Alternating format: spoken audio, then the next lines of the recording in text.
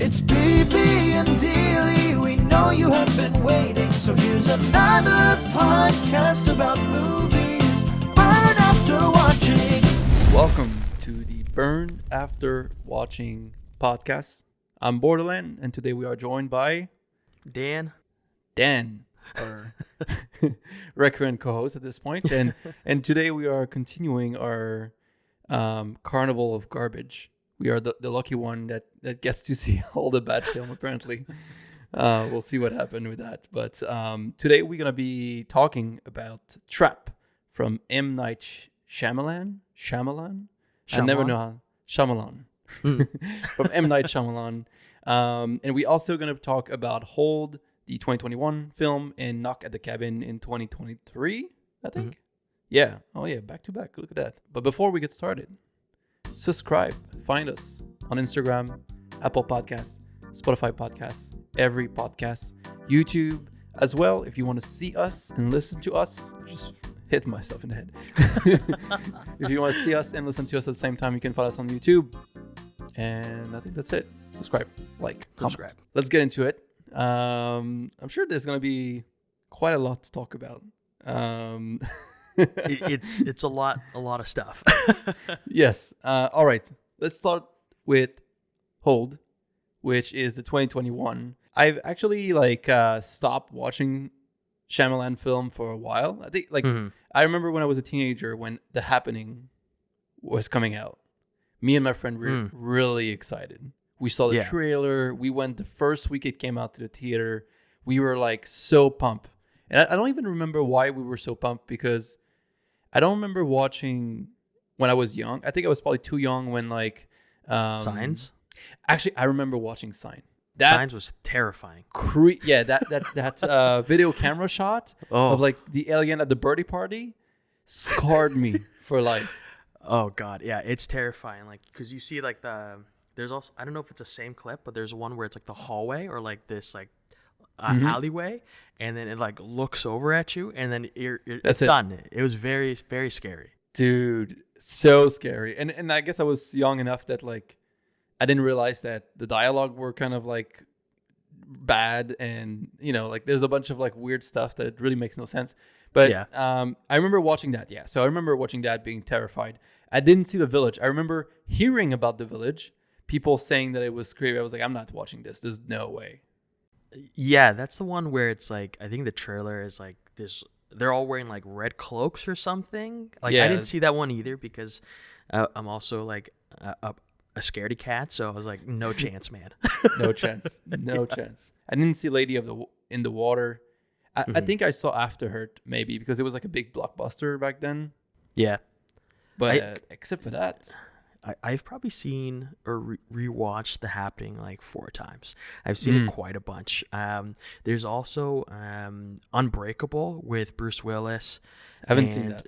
That one is like probably like peak, like not peak, but it was such a good movie because it's like a superhero-esque movie, and it also has Samuel L. Jackson as Mr. Glass, and then he, from that Unbreakable like success, and it was almost like a cult classic, he was able to turn out Mr. Glass. And there's one with Split, yeah, that one was also like goodish in comparison to what M. Night pushes out, but he's had some like quote unquote bangers. You just can't rewatch them to ruin your memories of the movie. Yeah, because I rewatched Sign last year and I realized that it's not that great. Like the acting and some of the logic make no sense, and it's not scary anymore. It's tense, but I wouldn't say it's scary. I rewatched The Sixth Sense recently, and it's still good. I would say it's good, but it's very much not scary at all. Like it's everything is so bright, and everything is so it's scary for children, but it would never be considered scary if you're like above 18, I think. And obviously, like, once you know the twist, it's a twist that makes sense, which is a good thing. Like, a lot of his film, the twists just don't make sense. Like, I think The Sixth Sense hold up. It's not great. I still don't love it, but I think it holds up. Sign didn't hold up for me. And then I know that people don't like the last Airbender, but I haven't seen it, and I haven't seen the comic either, or like the cartoon. as a Last Airbender aficionado, I'll say the TV like anime was like top cheese. It's so good. The storylines are fantastic. When he remade it, of course, there's still representation in terms of like the people or like the ethnicities and cultures that he brought on, but it just didn't make sense to have a bunch of white guys playing waterbenders when they're clearly like of Eskimo descent. So it was super bad. I only got like halfway through, and a nice little fun fact is they actually had like an open casting call to play like the actors, and back then I really wanted to be an actor, so I spent a lot of my ice cream money that I worked at a local ice cream store as a teenager to send headshots to play the role of Sokka, who is a water tribe person, and obviously did not get the casting call, and maybe for good reason. So yeah, not a great movie. M. Night's version of The Last Airbender, it's absolutely terrible. Yeah, and I think that since then, so after Earth bomb, The Last Airbender bomb as well. What I read is that he started to self-finance his film because nobody wanted to give him any money, and that's where we get kind of, I think, The Visit, Old, Knock at the Cabin, and Trap, which is not the last four actually. There's Glass and Split in between, but I think those technically, because they're part of a trilogy, maybe he got funding for that. I haven't seen The Visit, but let's get into Old, which is the 2021 film. Do you want to describe the plot for us? Oh boy. Briefly. Okay. So it's a family of four, and they've won or they've purchased a trip to go to some paradise, a very sunny locational spot. When they get there, it's sunflower and roses, little birds singing. It seems like an absolute treat, and they get taken to this like part of the island that's it's going to be super fun for them, for the whole family, and they go with a bunch of other people, and panic and terror comes because of this weird island that has like these huge rocks, and they essentially become old. Yeah, so it's the beach that makes you old. Yeah, basically, right? And it's that's the thing with M. Night. It's like his movie are just a single sentence that, like, it's a good pitch, right? It's the beach that make you old. It's the four horsemen of the apocalypse, but with a queer couple in the middle of the wood. It's a serial killer trap in an arena in the middle of a music show. It's like, all right, like that's a good catchphrase, it's a good premise. There's a lot of things you can do with it, and then he do it like the worst possible way, like worst execution for like each good premise, which is, I guess, true. Like even The Happening, where the planet is mad at us for killing it and taking advantage of nature, so the planet will start killing us. I mean, it's not great, but it's an interesting idea that like you couldn't be outside because the wind and everything like would be carrying this kind of poison virus. Yeah, like it's an interesting, you can do something with that, but like worst possible approach.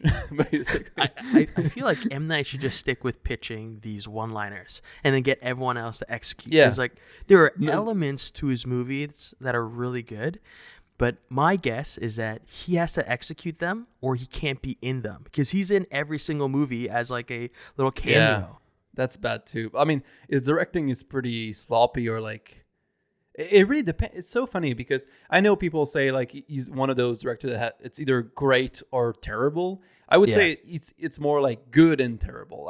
I don't think anything is amazing. And obviously, like, if you make enough movie, eventually you'll kind of like do something good. So like, is it just that he got lucky a couple times?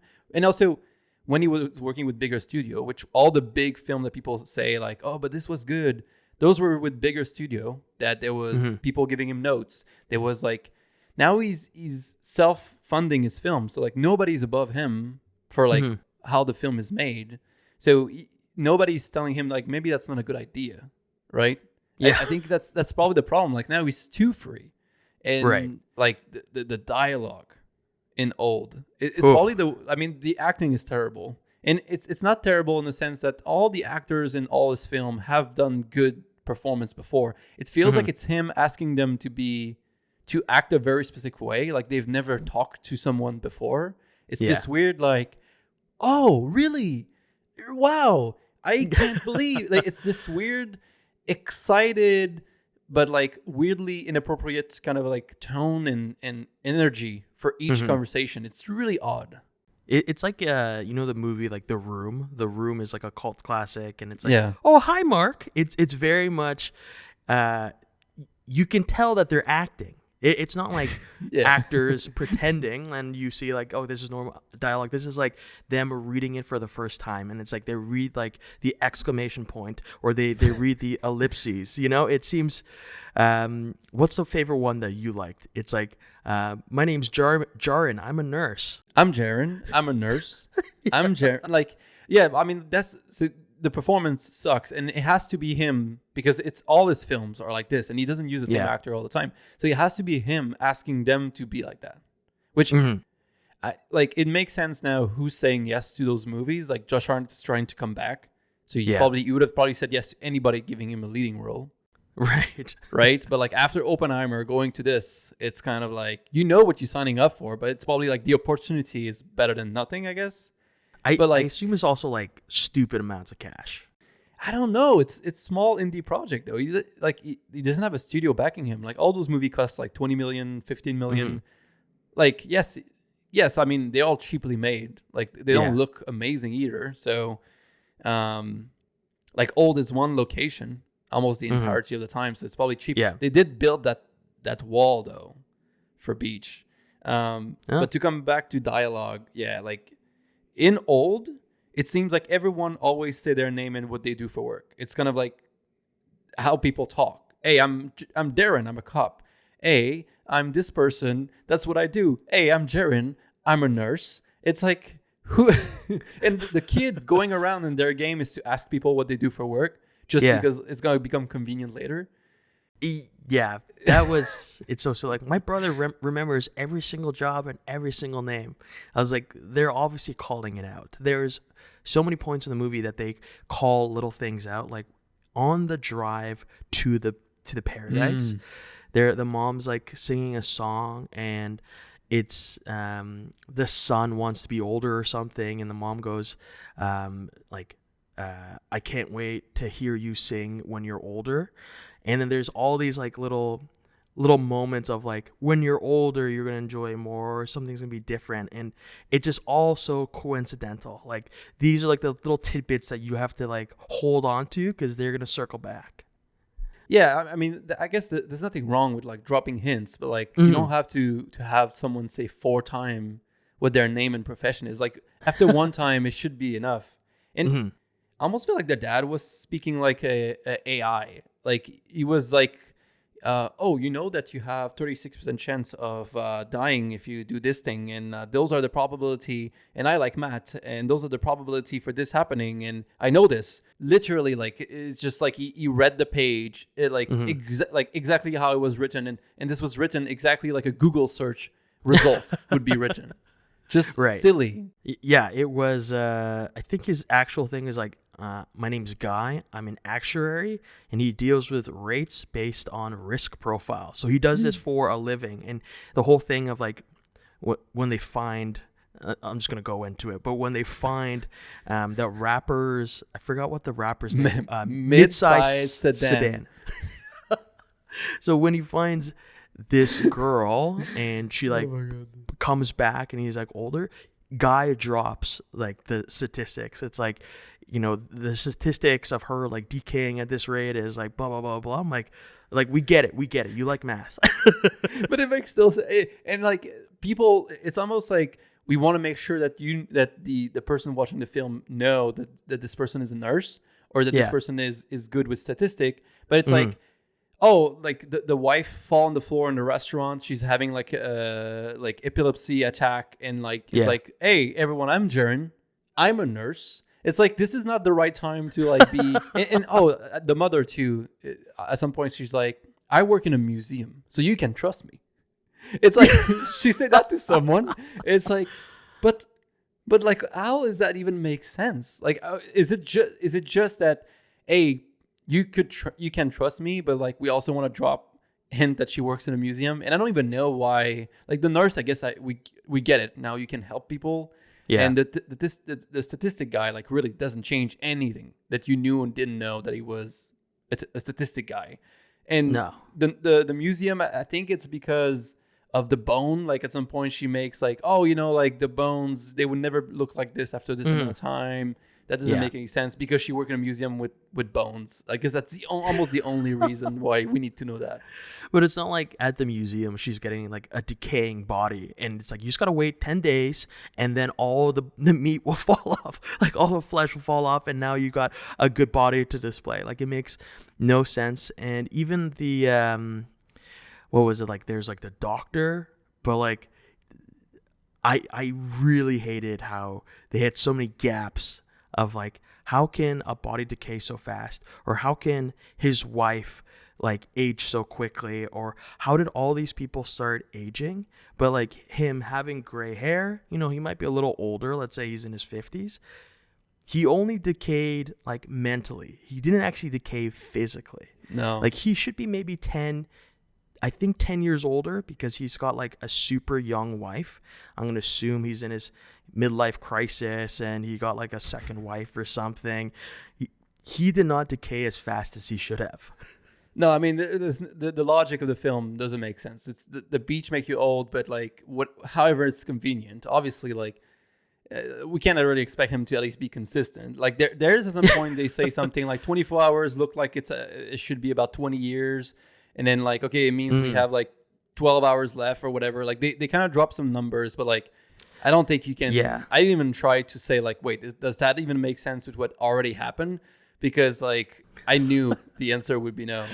Also, like the weird thing with this is that you see like children aging, and like the transition between like them being like child to like teenager is very quick, and then it's just I don't know what he was thinking, but like obviously they on a beach, they all in bathing suit.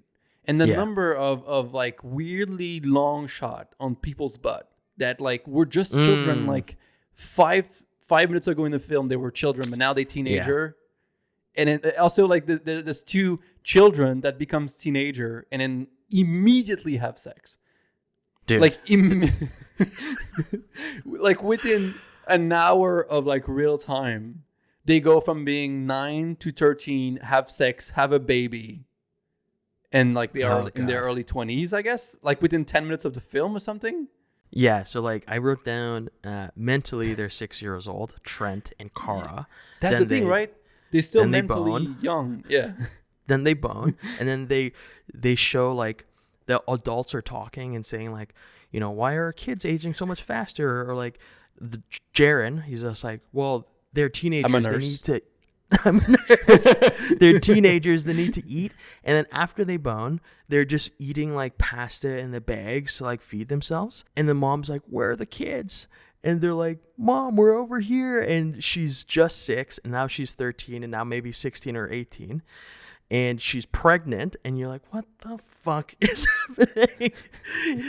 Like the timeline is for every 30 minutes is 1 year. Okay, that's the math.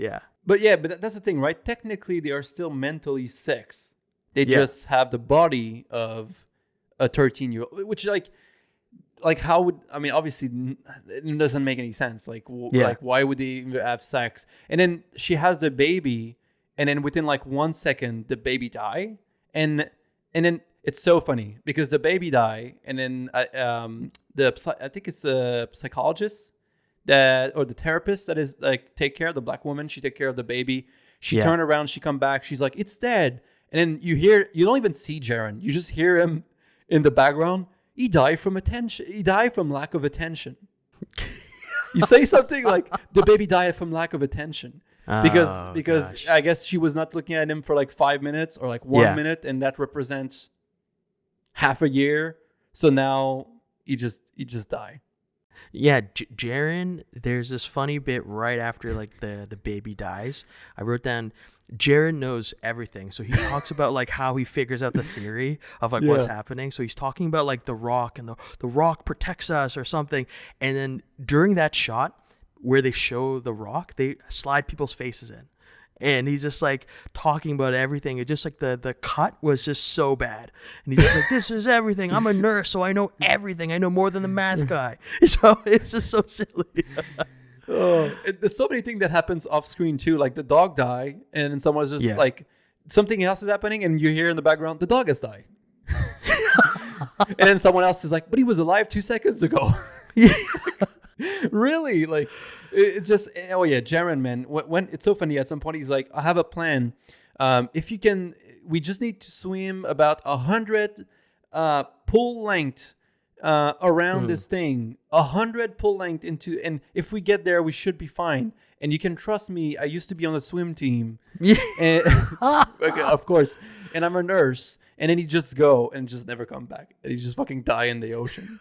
We find his body later, but it's just so funny that he's like 100 pull length in the ocean. That was hilarious. There's also the mom has like the tumor, and then she passes out at some point, and they're like, we have to cut it out, and then like the tumor was the size of like, I don't know, probably it was like they said it at some point like a little ball. When they pull it out, it's like a watermelon, and because it gets bigger with time, right? Yeah, and then they have to, every time they cut her, it closes up. That was so bad. When they're like all like pulling her open and they pop it out, like I was just like, was this really necessary? Like, just you can just like let the mom die. Like, people are starting to die pretty quickly. Yeah, like Kara has the idea that after the baby dies, the mom goes crazy. Of Maddox or Kara, and then she climbs the rock face. The dad's like, don't do it. It's like the kid's going crazy, so you can tell that he's still like mentally 6 years old, and he's like, this is my friend, she's gonna die, and then she just falls, and then she's almost there, and then she like passes out, and it's like ding, and then just dies, and they never talk about it. No, I mean, like the son is kind of heartbroken for like 10 minutes, and then that's it. Yeah, I mean, like, yeah, obviously, I guess time. Oh, well, 10 minutes is technically like, I guess, 4 years. So he gets over his breakup. Man, the main girl, like Thomasin McKenzie, is so bad in this. It's really, really bad. I mean, everyone's bad, but like, she was terrible because she has a like more emotional part. Yeah, and I felt like she was the worst of everyone. Is she the mom or the daughter? She's the daughter. Oh, yes. Yeah. Maddox. So M. Night Shyamalan shows up. He's the driver. So he's the driver who drives everybody to the destination. And then he's the guy also, the kids point out several times, it's like, I think there's someone like taking pictures of us on the rock. Yeah. He's the one taking photos and then reporting back. I just, like, I get it. This is technically an experiment that this, like, beach gives people like healing properties, and like that's like the test, right? Like this I thought it was like the medical company tests their medication on them, and with the beach, because people age faster, they can actually see if it works faster. Yeah, because like they serve everybody cocktails when you first arrive, and the cocktails are medicine, and they find out at some point that they were all selected for this, where it was Jaren's wife Priscilla has epilepsy. The mom has a tumor. Charles, the doctor, he has like a mental disorder, mental health, something specific. His wife has a bone thing. Dude, that was the stupidest shit. It was a calcium deficiency helps her with her Hunchback of Notre Dame. Like at one point she's like hunched over with a huge like growth in her back, and she's like, don't look at me, and she's like, her death, oh my god, her death makes no sense. They're in a closed off cave, and the kids are like putting like a little like a lighter to see where they're going, and it's the mom all like has like the growth on her back, and because like they're trying to run away and throwing rocks at her, she starts like freaking out, and because of somehow her freaking out, she's able to twist and contort her body until everything's broken and she dies. Well, because I guess the explanation is that because our bones are weak because she has not had calcium for a long time, and in the time, I mean, it just doesn't make sense. Like, she broke in pieces, which is like just dumb. I think at some point I was like, all right, I think this movie's about to end, and I look at the time, and there was still 40 minutes to go, which is not a good thing. And oh my god, the whole coral thing. So I guess they figure out that there's just a big piece of coral on the beach. Nobody have seen it until the end, and then they like, oh, if we swim through it for some reason, they're gonna be freed. Yeah. I have no idea. Like I literally don't know if that like what they're trying to say like logically I don't know how. I don't even know what's the explanation in the film. Even if the explanation in the film makes no sense, I don't even understand why the coral would change anything. I wrote down like, so Maddox, the daughter, like the terrible actress one. Yeah. They find like some scientific novel or something, like documents left behind from previous people. And it reads about the rocks. There's some special material. Cells age at like a rapid rate. And they have to have some kind of metal tube to use it to leave the beach. Like there's some loose description where the kids read this material and then they come up with this idea. But metal tube and coral, I guess they just find like a tunnel, like anything to protect them from all around. Yeah, something like that. Something. But they had cave. I guess the cave is made out of the rock, and the rock is, I guess it's the rock that is making them age, or is it the sand? I don't know. Yeah. Because would it mean that if you go into the water, you're further away from the rock? Wouldn't you be aging less fast? In theory, right? Because like by the time they escape, they're in their 40s. And I assume that swim is maybe 30 minutes long. Like it's got to be at least a year. And then there's at one point like she's stuck in the reef. Yeah, like, that was so dumb. Why can't she just take off the thing? She's like, no. Like the guy's like, take it off. And she's like, no. Well, why just not take off your clothes? She's like, you're my brother. You shouldn't see my things. And I was just like, you're going to die.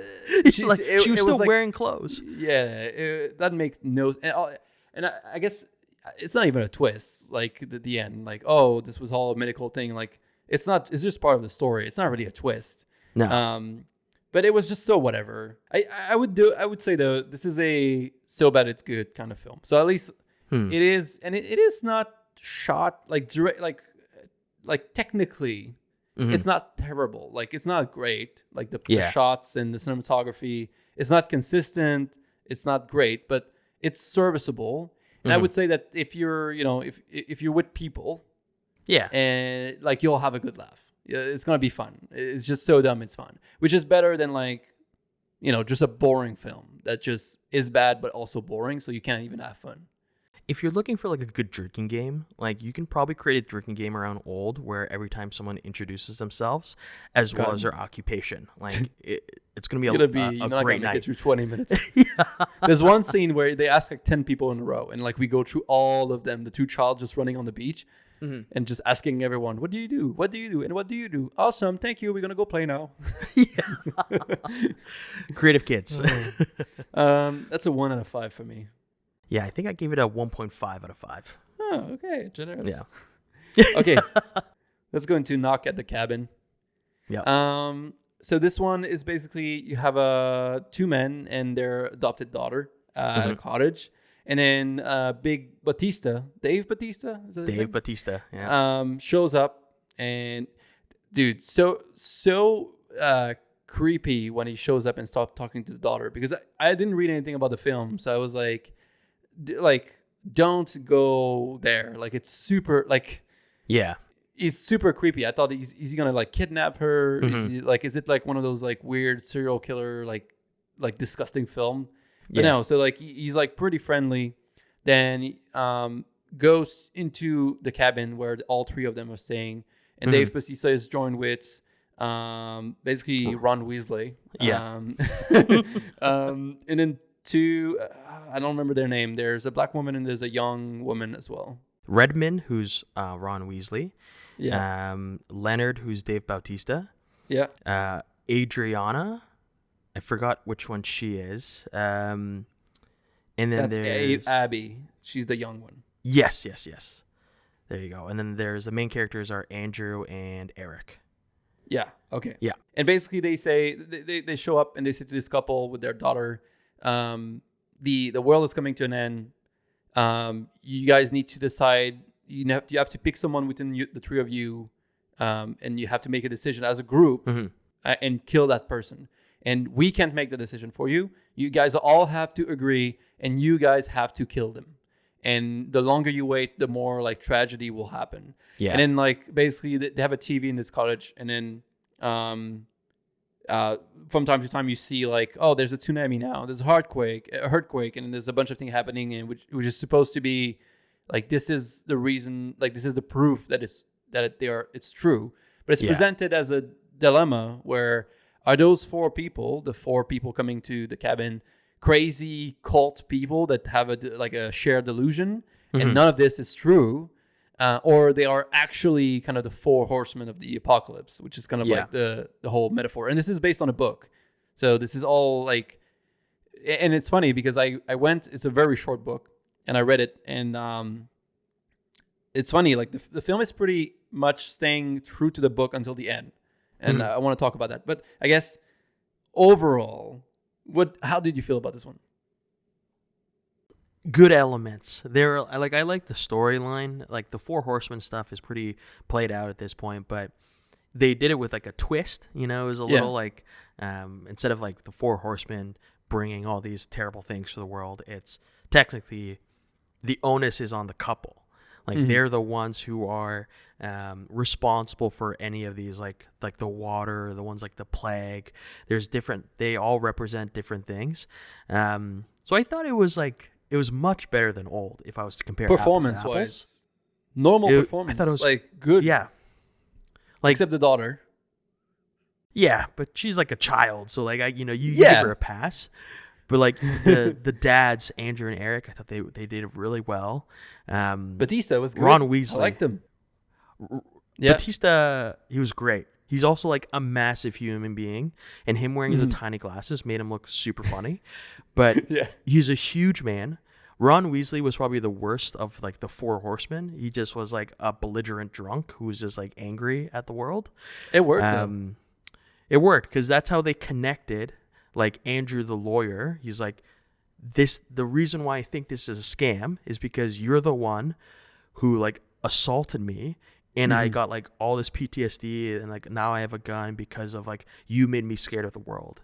And that's where it was all connected, because there's a few other int, right? At some point, which there are never explained. So I guess they're all coincidence, but at some point when they show like the tsunami, or they show a TV news and it says pre-recorded at the bottom. Yeah. Also, like all those people had vision, like the four like horsemen of the apocalypse had vision of what would happen. They all find each other online, and it's kind of like all like, all right, like, is it a cult? Like that, I thought that was pretty good. Like I never thought they were actually a cult. I was like, this seems pretty clear cut that like it is true scenario. Yeah. But I guess you could make an argument that maybe it's not true. Because it's like he's a lawyer, so he has to be skeptical and understand all these details. And his husband is used to be religious. Yes, so I think he's a little bit more, but he also has. Oh, and that's good. They gave him a concussion at the beginning, and then like you can have the argument that he said that he sees things and he sees like a figure, and he's also religious, and he has a concussion. And he's the one that is maybe a more lenient to believe them. And then you could say, well, it could be because he was religious. It could be because he has a concussion. He's not thinking clearly. So that's good, because you can't really trust him 100%. Nobody can really be trusted 100%. Yeah, it's because at some point when Eric, the more religious one, is talking about like seeing this figurine, and he's like empathizing with the Four Horsemen, the lawyer is like, you stop talking to him. You only talk to me now. I answer for everything that you say. So they make you, to your point, choose which perspective you want to listen to. It was like a good, nice little thriller. But it didn't do much for me. I think it's like run of the mill. What I really want to talk about is the ending. So the film so also the other thing is that the Four Horsemen, like every half day, I guess, or like, so, I don't remember what's the cadence, but they basically like, what do you call that? Sacrifice one of them. So like Ron Weasley die first. They basically kill him, or he kill himself. I don't remember. Anyway, and then basically one by one they get killed, which like create a new tragedy until it's only Dave Bautista, the two dad and the daughter. Yeah. And Dave Bautista then die, and then they have to make a decision. Mhm. And basically what they decide to do is they send the daughter away into the like a little cabin, like a tree house. Yeah. And then is it the lawyer kill the religious dad? Eric, yeah. Yeah, and they say, which by the way, like they broke the rules. So technically the apocalypse should happen because it's supposed to be a decision, all three of them together, and it's supposed to all kill, and the daughter was just sent away. Mm-hmm. So it shouldn't count. They should have like failed. But I guess it's like, because it's 3, it is unanimous because it was Eric convinced Andrew, the lawyer, to kill him. So it would have been 2 of 3. But I think the way it was phrased is all of them have to make this, and all of them have to kill the other person. Like Yeah. Anyway, that's whatever. So then the lawyer with a gun kill the religious dad. The daughter is in a treehouse. Mm-hmm. In the book, what happened, which is that. So that's the way I thought the movie would end. I'll say at the end. I'll tell you what the book does. Okay. And I don't know if you have like an idea like how it would end or what you would have want. In the book, when the dad goes to the car to get the gun, when he comes back inside, similar to the film, Dave Bautista like tussle with him to get the gun. The gun fall, and that happens in the film, and then there's a gunshot. But then I think it's Dave Bautista gets shot in the leg or something off the gunshot. In the book, it's the daughter that gets shot, and she died from the ricochet. But it doesn't count because it was an accident. So the daughter dies, and they still have to kill one of the two father. Yeah. And then the movie ends that basically they can't do anything. They both like so distressed from like accidentally killing the daughter that I don't remember if they do choose to kill someone or they don't. They basically say, you know what, in the film at some point they say something like together forever, like they do like a little sign. Yeah. They do something like this, and then they walk into the lake, and then like the apocalypse starts, and then like it's the end of the world. So basically interesting. They said like it's as long as we together, and our world has already ended because we just killed our daughter. We just don't want to live this. Like we don't care. Like we just gonna let the apocalypse happen. So that's how the book ends, which I think is better than the film end. Because like they hint towards that, I guess, like the book ending where Andrew's like, if this is it, like let's just the 3 of us live together, because they do hint at it. But I guess Eric uses the daughter, and they kind of like go into future of like she's like her own lawyer and she owns her own practice, and like you go with her on lunches. That's like the mechanism he uses to convince Andrew to kill him, right? Yeah. Which, what I thought what the ending would have been is you don't change anything until like a bit. So let's say they send the daughter to the treehouse. Yeah. Dave Bautista die. Yeah. Then the same scene happened. The religious dad convinced and pitched this great idea of the future to the lawyer dad and convince him to kill him because it's going to be better for the 3 of them overall.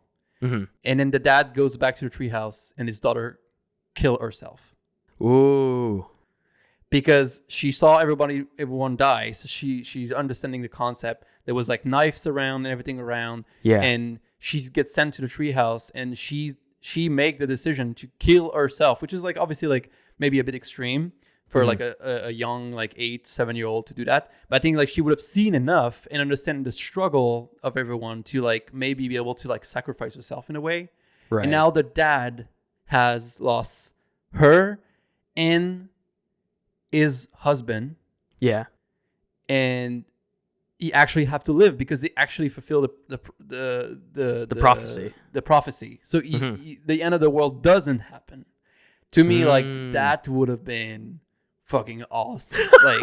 Have you ever seen The Mist? I was just about to pitch that. I was like, that sounds exactly like The Mist ending. Dude, like I feel like if they would have done that, the film would have been so much better. Like scarring an entire generation type deal.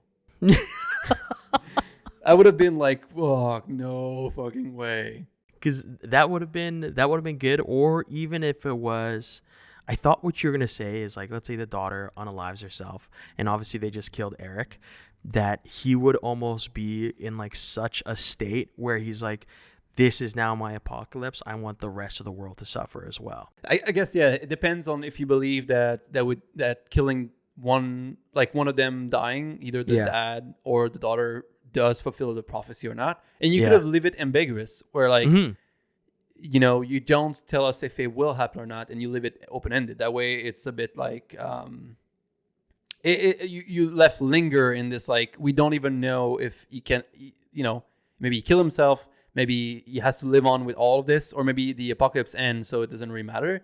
But see, like, to me, both the book option and this idea feels like a lot more impactful than them actually then driving back to a diner. And it seems like, and I guess you get confirmation that it was true because everyone, right? It's not like the diner is just a normal thing and nothing's on the TV. Like, it's confirmed through the diner scene that all of this was true. And basically they made the right decision, I guess. Yeah, it's, what's funny enough, like, you explaining this almost reminded me of that other terrible movie that we watched, which is, I think, called The First Omen with Sydney Sweeney, where the movie kind of ends with her holding the rock of, like, maybe she killed the baby or maybe she didn't. Like, even leaving it like that would have been also good. Like, kind of what you were just saying, like a massive cliffhanger. Because then there's, like, reason for you to go back to the movie and, like, try to find, like, Easter eggs to see like, what's actually happening. But this one was, like, a massive disappointment. That was your idea, right? Like, for First Omen to be like, she'd have just, like, lift the rock and stop. Like, you cut the film there. Oh, did she actually follow through? I think she does. I'm definitely remember it's that movie, just like this movie, is going to be pushed really deep. I mean, it's not really scary. Knock at the cabin. Like, to me, it also, all the violence is off screen. You don't see any like scary, like, it's not gory. It's not really violent. It's middle of the road. I gave it like a 2.5 out of 5. I think I gave it like a 2 or something as well. Very similar. Yeah, you did. At least it was a proper made film, which is not something I could say about Trap. 2024 Trap, we're going to be spoiling. I mean, we've been spoiling everything, but just so you know, if you come in for this one, because it's still in theater, we're going to be spoiling. Not really a big twist in this one, but basically you have Josh Harnett, who play a father who goes to a concert with his daughter for Lady Raven, to see this kind of like idol of his daughter. And then you learn very early on, and even in the trailer, that he's a serial killer. Yeah. And that basically the concert is a trap that the FBI put up because they knew that he was coming there, and basically he has to escape. That's kind of like the premise. But then it gets into like the concert is maybe half the movie, or maybe like 60%, and then we go into like just neighborhoods and like houses, and like the movie technically doesn't start and end in the concert, which I think would have been a better thing. I feel like the idea much better. I like the idea, like, as a premise, again, as a concept, a serial killer that is trapped in a place where there's a lot of people, already intriguing, and he has to escape.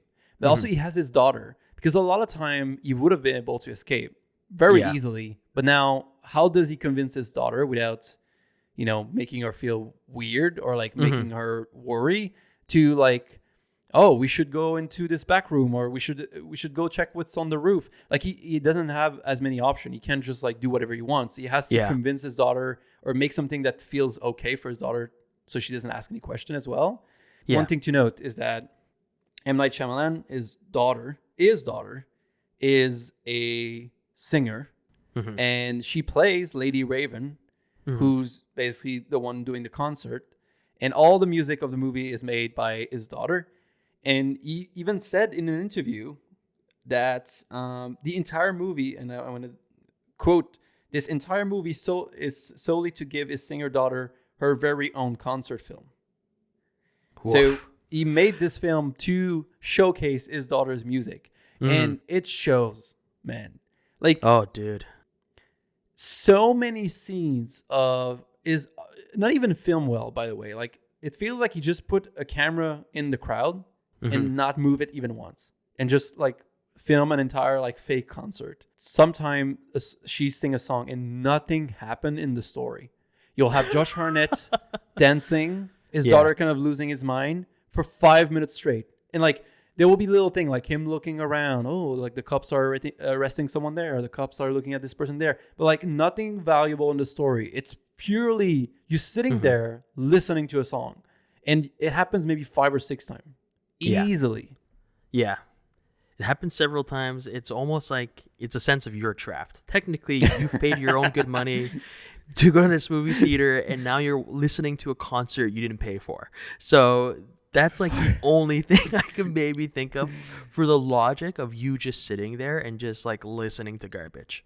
And if this was the worst part of it, or like whatever, if it was okay, I want my daughter to have a concert, I want her to have an album related to this film, but also he made her like a lead in the film, Integral. At first she seems not important at all, like a secondary character, but she becomes basically the second or like even the main character for a while, and she's terrible actor. Awful. Well, it makes sense. She's a singer and not an actor. So I mean, even the music is not good, man. No, like if you see this movie, you're like, I low key want Lady Raven to fail in real life now, because like it was just tough. It was tough to listening to music aspects. Like I thought maybe it was because of the people who were in the theater with me, but I thought Josh Hartnett delivered a very comedic like experience. Like his was it on purpose though? Was it like maybe it was, because like there's moments where like I'm a huge fan. You can call me the founder of the Josh Hartnett fan club. I love me some Josh Hartnett. He made me cry in Pearl Harbor, but I thought like, but he has like these like whimsical faces that he makes to the camera when he's like talking to he's like a cartoon character. Yeah, he's like facial, like his smiles are just like so crazy, and he's just like, yeah, when he's like talking to like his daughter's former friend's mom, it's like, oh God, listen, like we're gonna take them to the pizza place and they can figure it out themselves. And he's making like these over exaggerated faces, and maybe that's like, I saw it as a duality of him living this one life and living that other life. Wow. Yeah. I mean, I would say that he's the one that was the best in like a cocktail of terrible performance. And it's funny because when you know that like the Lady Raven is the daughter of the director, like you can tell. So Kid Cudi is also in this film. Oh, I love for 5 seconds. For absolutely no reason. And basically he's depicted as like this terrible pop star, like the pop star that like, I guess like like the typical cliche, like mistreat the assistant, flirting with like Josh Harnett randomly, just showing his ass basically, and kind of like giving him like, and he's there for like like a minute maybe of runtime with a long blonde wig. He looked like Legolas from Lord of the Ring or something.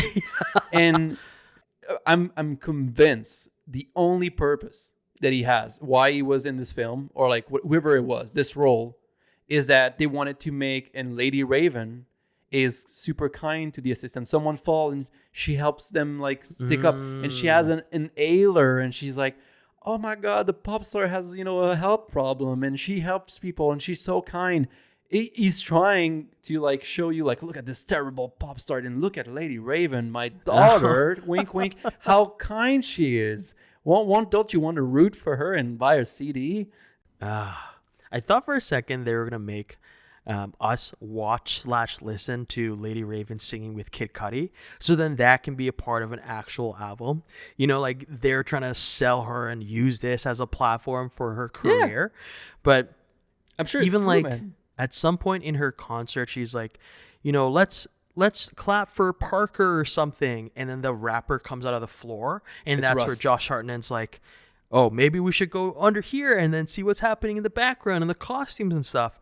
But like them bringing out that rapper, I thought like, okay, so they're showing us singles, because like you hear like full songs of hers. It's not just clips. You hear like the full thing several times.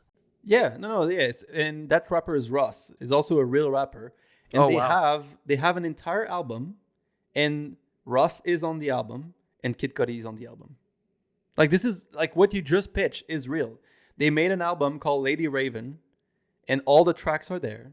There's a track with Russ and there's a track with Kid Cudi on it. Hilarious.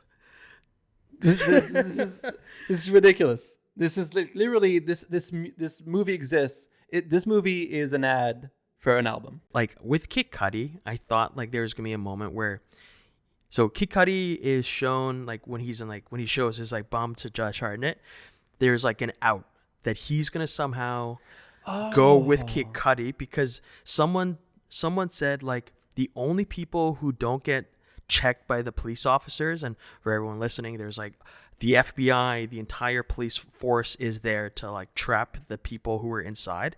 But they say that the only people who don't get searched by police are Lady Raven's people. So I thought because Kid Cudi was like flirting with Josh Hartnett, that he was going to go into Kid Cudi's room, flirt with him, and like that would have made so much sense. But he just flashes his bum and he walks away, and then never seen again. Yeah, it's so stupid. And all the cops are so dumb in this film. I mean, first of all, the main cop, the old lady, she's on the radio explaining the plan a million times, but like the plan is already happening. Why is she like on the radio? All right, everybody, now it's story time. So this is the plan, and this is the plan that we're executing. And as I mentioned before, and I'm going to mention it again, all the things are sealed. We have people on the roof. It's like, it's purely so Josh Harnett can hear that information, and then he can make a decision off of that.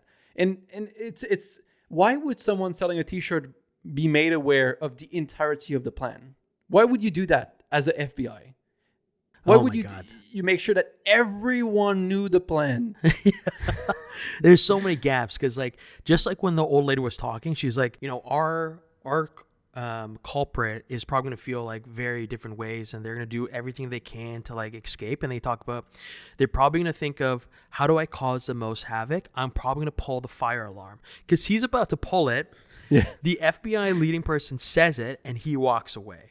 So this is like some Scooby-Doo nonsense of like, if it wasn't for these kids, this is like my entire plan of what I was going to do. And I'm going to tell you because you're trapped. And because you're trapped, I'm giving away everything. And I was like, this is so silly. This is so silly. Everyone is like the dumbest person ever. Like there's this teenager. She looked like she's 14, drunk at the top of a stair. And Josh and I just come and just push her in the middle of a crowd. And then nobody sees him, just so he can see like if the police will like leave the door. I don't even know what's like the true point of that. Like nothing happened out of it. The whole like you put like a bottle of oil in a like deep fryer and explode and like basically like almost destroyed. Kill a woman. Yeah. But she just look at it and she just stays there. Oh my God, and explode in her face. And that's to what is this for? Like to get a diversion so he can go on the roof? He can get an apron to go to the roof, and then just for an apron, because he's trying to find like it's like employees only, and then maybe the police not knowing like what all the employees are wearing is like also stupid. But he goes upstairs. They say like he's trying to find an escape, and they're like, "What's the word?" And that the T-shirt seller says Hamilton is his section. Says Hamilton is like, "Give me your code, your little card." And then he pulls into the wallet of his apron. Super coincidental. Who the hell puts your whole wallet in your work apron? That's dangling around while deep frying food. That's crazy. That's so crazy. And then he just pulls it out coincidentally. It's like, this is the card. You know this specific card, and this is it. Oh. God. And like if he can go into a kitchen and put an entire bottle of canola oil in a deep fryer without being seen, why can't he just take the apron in the first place? Why did he need to like explode a kitchen? Like it makes no sense. The part where there's talking about like the dumb police officers for a second. There's a part where he takes that T-shirt guy's card.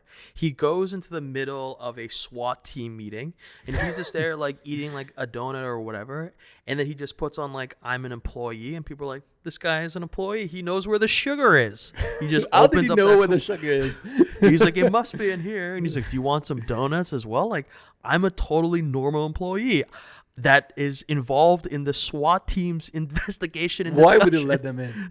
It's so crazy. I mean, nothing makes sense. And like the whole like trying to get backstage by being selected, and then he goes to a guy who's like M. Night Shyamalan like role in this thing. He's like the uncle of Lady Raven. Yeah. And then it's like, oh yeah, my daughter has leukemia and blah blah blah, and like basically you get invited backstage because of that, and then like automatically starts saving like a teenager that is got to pass out, and everybody's like, oh my god, you're so oh man, the t-shirt guy, like basically his daughter goes to like a merch stand, and she's like, can I have this shirt in small? And then the girl's like, oh, I wanted the same shirt, and then Josh Harnett is like, oh, let her have it. And then the t-shirt guy is like, wow, you're really a good father, and you're really a good human, and you have really a good moral compass, and you don't see that often. And that's really rare. And let me tell you something. Now here's all the secret things just because you let someone have a shirt. And it's like... He's like, I really shouldn't be telling you this because the FBI told us not to tell anybody. But because you're a good human and I never interact with them, here's the code. I'm going to take you backstage to the t-shirt because I don't know why. But you're going to come backstage with me to grab this box. This one box of t-shirt, you know? And it's just... Yeah, like it's supposed to be like everything is secure, everything is under control, everything is getting checked, but he gets in everywhere with a fake, like an employee card from someone else, or like no employee card. It's just because another employee is escorting him. Apparently, that's fine. And yeah, like when he saved that girl from passing out backstage, like the nurse is like, "Can we have him now for the rest of the day?" He was so great. All he did is pick up the girl and bring her to the tent. Yeah, and then he gave her like an ice pack, and they're like, because he's really good. He's really good with kids. So that tent scene, it goes from he saves them. Now he's trying to go backstage and he realizes the police are there. Then this is now at this point halfway through the movie. That's when he confronts Raven and he's like talking about carbon monoxide. And that was so confusing. I was so confused when he started talking about that. When she was using like the puffer, I thought he was gonna like poison her or something. Like he was gonna kill her off by like putting something in the puffer or something like that. But then he just shares everything and he's like, "This is my phone. This is the person I'm holding. If you do one wrong move, I'm gonna kill him." That's it. I was like, okay. And then it goes into like the second part of the movie. But I agree. Like staying in the arena would have made more sense. Like I thought. There was so much more there that they could have done. Yeah, because it's almost like a bit Die Hard. Like you have to find a way out, but you have the daughter, so you can't. Like at some point, you can. You see a way to go like under the stage from where like Ross was like brought out. But like how? And he said, "Oh, wouldn't it be cool to go see what's under the stage to his daughter?" But like, that's the interesting thing because he's stuck with his daughter, so he can't just do whatever he wants. At some point, I thought what he would do is.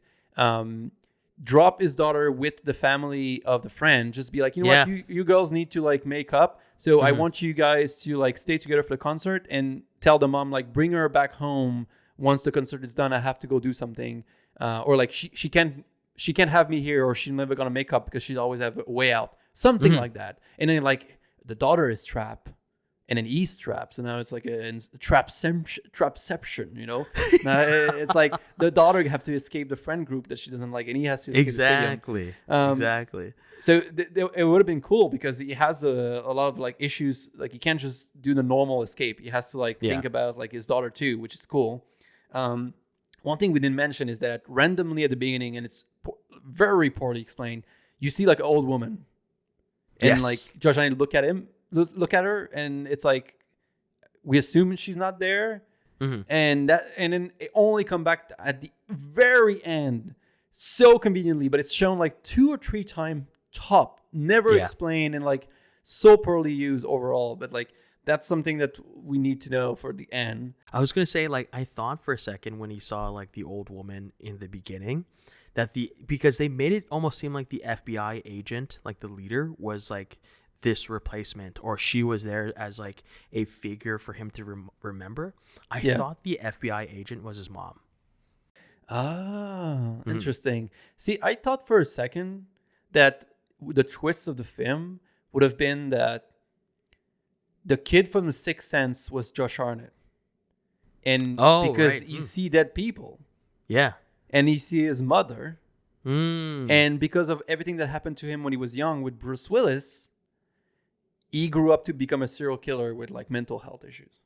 to start a new franchise. This is the Sixth Sense franchise. Yeah, I because he thought, does like, it. it could make sense. Like, he sees Yeah. the people, and he sees his mom who's dead, and he has he has a mom.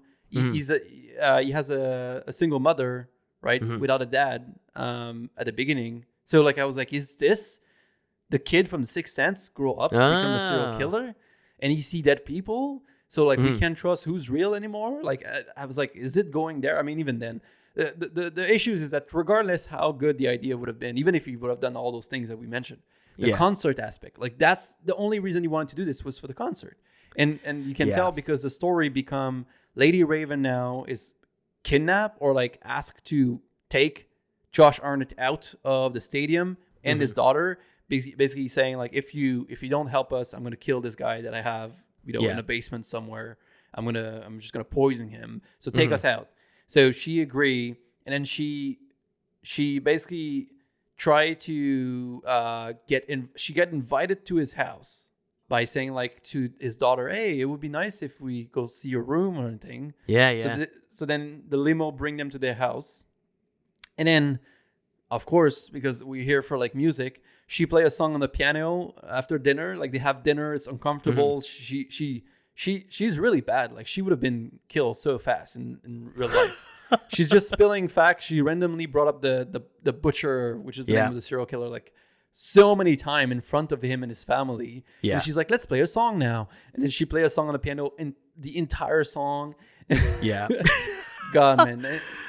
I was like, where is this going? Like as soon as we left the stadium, I was like, it was already bad. Now I have no idea what's happening.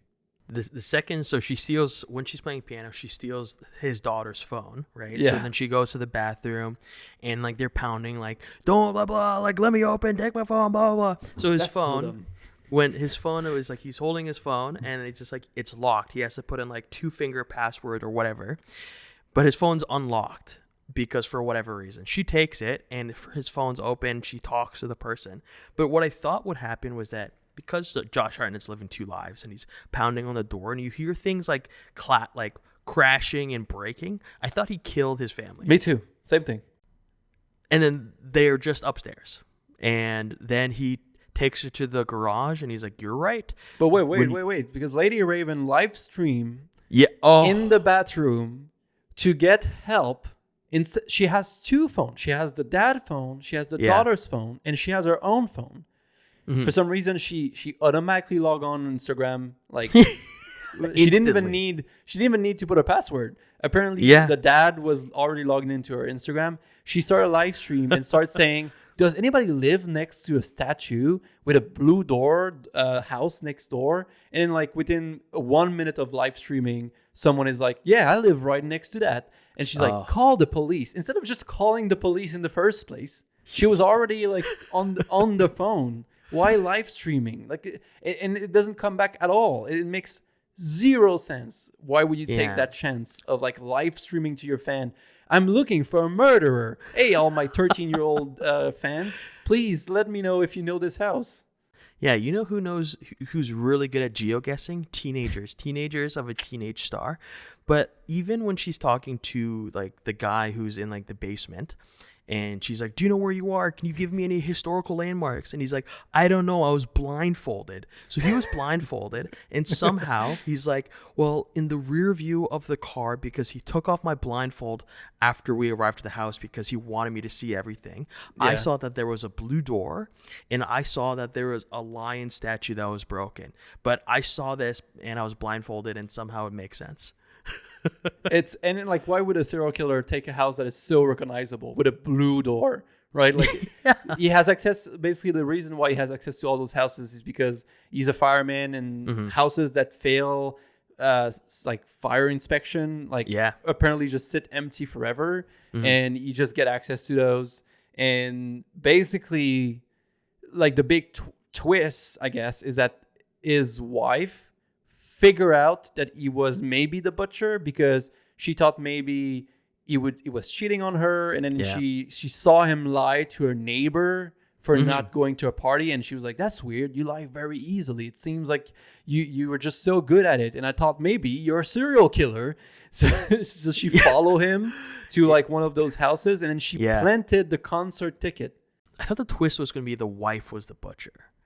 Like, Or that like would have been a duo. Yeah, I thought that too. Maybe a duo, or maybe like the daughter's the one killing people. Like, I thought there was going to be like one last thing, because like M. Night Shyamalan is known for his twists and turns. And I thought like there was still one more coming. Like, technically throughout the movie, there was no real twist. And I thought, here we go. This is finally where the wife's going to say like she was the killer or something. And it just like left me wanting M. Night's recipe, you know?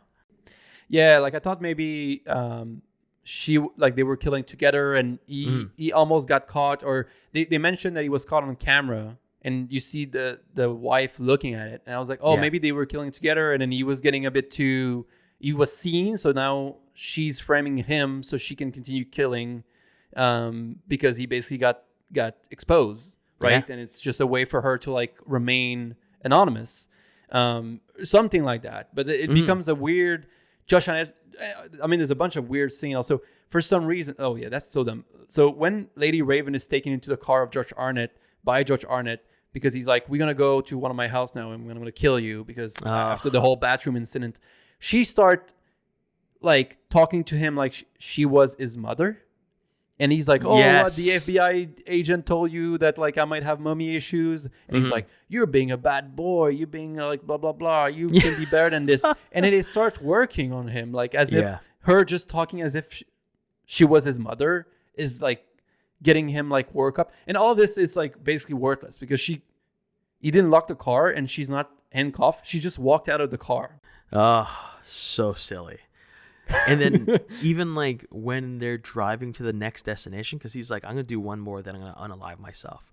But he drives into the middle of a festival. Like there's like a full-on street festival happening, and he drives into there thinking it's the smartest idea. And then once again, like coincidentally, when she's handcuffed to like the railing in the limo, she's able to like jangle it hard enough that she's able to push down like the window, so then people can recognize her. I was like, this whole movie is an audition tape for his daughter to get more success. 100%. And like the ending is so dumb. He take his shirts off for some reason randomly in the middle of a conversation with his wife. Take his shirt off. And they're like, oh, let's eat pie now. We made pie for our daughter. Let's eat pie. And she, like, I was like, oh, yeah, she's going to poison the pie, I guess. And she poisoned the pie, even though like it's almost impossible that she would have been able to like plan that this scenario would have happened. Yeah. Where she would have been in the kitchen. She would have been in control. She would have had the medication. He would have confronted her at that time. Anyway, and then he's kind of woozy for like a minute. And then he's totally fine to like get tased like 6 or 7 times and keep fighting people, but he's too woozy to like kill his wife. But for some reason, he get tased, and oh man, it keeps going on forever. Also, this movie feels like it's about to end like maybe 4 or 5 times. I'm like, okay, it seems like we're wrapping up. No, it keeps going. So like you're like, okay, he's on the floor, he's arrested, he's getting taken out of his house. For some reason, the police bring his children to the crime scene the exact same time, and then his daughter run to him, and you hear the policewoman say, let her go to him. Why would you ever let a serial killer see his daughter? Or like, be close to someone he can take a hostage. It is so dumb. Then there's right before that scene, it shows Lady Raven comforting the victim, as well Peter, as Peter, as well as the fan who saved them. Like, we didn't need this scene. You honestly could have cut that scene out completely. It was just to show like good. Look my daughter. She's such a good, comforting actress. Like, this was net negative value. And then somehow, like, Josh Harnett, who's really slippery, he can escape from things, as we've seen. He picks up the bike. They're not like watching him tentatively enough. They're like, he's just picking up his daughter's bike. He's not gonna do anything silly. He has OCD. That's why, you know. And then it cuts to like, you see like the spoke of the bike. And then he's in the truck. You're like, all right, what's going to happen now? Like, this is a weird ending. he like unclips himself and he's like laughing hysterically, and the people who are driving the van are like, this is totally normal. He's gonna now like, what's he gonna do? He's still trapped in the vehicle. They're gonna pull into the police station or something, and then he's just gonna fight his way through. Like, it's just so dumb. It's setting up for like if this movie make $200 million, we're gonna do a second one, I think. Now it's trapped. Now it's Traps. traps. Well, I mean, it's never gonna happen. I don't know for you, but like we went on Sunday, the first like 3 days after the release, basically, and we bought tickets like a week in advance. Maybe there was 6 people in the theater. I went 2 hours after you, and I bought tickets same day, and it was probably like 80% full. Oh wow! Okay, Yeah. Toronto is hype for Trap. We're Lady Raven stands, And the freaking cinema was like dead silent the entirety of the film. Not a person laughing, not a person talking, not a sound. Two people by themselves, and me and Mary, not a single laugh the entirety of the time. Maybe I laugh how bad it was in the point. And me and Mary were like, what is happening? She was like, this is one of the worst movies I've ever seen in my life. Like, we were both like looking at each other. I know there was like a post-credit scene, and we were already walking out when it started to play. It's like within like 1 second of like directed by M. Light, running out of the theater. That's so funny, because I think it's just like, for me, I was with people. Obviously, I went by myself, but there's just like 2 friends sitting together. They were laughing a lot, and all these other people were laughing, and I naturally laugh as well. So like, it was a good time, but it was probably because the people who were watching this movie, like at Imagine, which is a much smaller movie theater, everyone was enjoying it. It was like a good time, and that's, I think, fooled me to a certain degree. That like, this is a comedy, but it was just because it was so bad, people were laughing, and I was enjoying that laughing experience. I can see that. If people are for me, this is less enjoyable than Old. I think you would have a better time watch Old with friend, because there's too many in Trap. There's too many boring scene of Lady Raven singing for like 20 minutes worth of the runtime is her singing where nothing is happening. You don't get like any crazy performance, like bad performance, anything to laugh at. It's really just a concert film with like a story wrapped around it. So I think Old as a film, you would have a better time overall. Like, you would laugh more. It's more silly. It's more ridiculous. Where Trap, I think like there's long stretch where like it's just boring. It's just like boring. The first half is terrible. Like, it's really just like you sitting there just eating it, like the songs. But I'll say like, I would probably put Trapped last. Like, it'd be 3 of 3, whereas I put Knock at the Cabin 1, Old 2, this 3. Yeah, to me, Trap is the worst one. It's a 1 star, same as Hold, but the Old is more enjoyable. Yeah, I think it was 1.5 for me for Trap, or 2. I think I might have given it a 2 actually. You give it a 2, yeah. Yeah, it was a comedy for me, not a thriller, not a horror. I get that. Yeah, it's one of the worst films of the year for me. Mm-hmm. I mean, I'm trying to think about like the other film I've seen this year that I would say, I think Madame Web is better than this, because Madame Web is funny, really funny. Like, I had a good time. Like, all those films that we saw with Sydney Sweeney, all of them are better than this to me. That's definitely, like, that's a decision. That's definitely a huge statement. Like, those Sydney Sweeney movies were pretty rough. But like, I would rewatch Old or Madame Web before. I mean, I don't think I would ever rewatch Trap, but if I had to, I would pick Madame Web. I would pick Immaculate. I would pick Anyone But You. Old. I don't know if like the only film I have below this year is Miller's Girl, which is oof. It's really bad. It's creepy. Like, whoever wrote this, it's like, it's creepy. Like we need to like have him on a list and check like or something.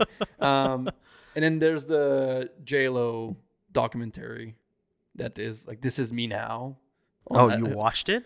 Dude, I mean, I watched like 30 minutes. I could take it. Oh man. But yeah, I think those are the only 2 films I would say are worse than this year. Yeah, I think it's This is probably the worst one for me. This is like just based on like off the top of my head without going into it. It's probably the worst one. Another movie I just saw recently I was like super hyped for, but I'm sad that it didn't go to theaters. Was like The Ministry of Ungentlemanly But you like Warfare. that? I really liked it. I wished it was in theaters to make it But it much went better. to But I think it went to theater. No. oh, maybe it was maybe it went to theaters, but maybe it was like small. Like it's It like, was probably small. Yeah. I'm trying to find DD, but they only showed at TIFF on like off days, so it's just hard to watch it. But like, yeah, this one definitely a no-go, a definite burn. A big burn. I mean, everything is burn on this that we watched this week, as almost as usual. Yeah. But Trap was like the most painful watch of them all. We'll see you soon. Thank you very much. Dan, parting word. Things are spooky. I think Not yet, but soon. soon. Yes, we have to go through like pumpkin spice first, and then it's gonna be spooky time. There you go. Awesome. Thank you, everyone. Have a good one. Ciao.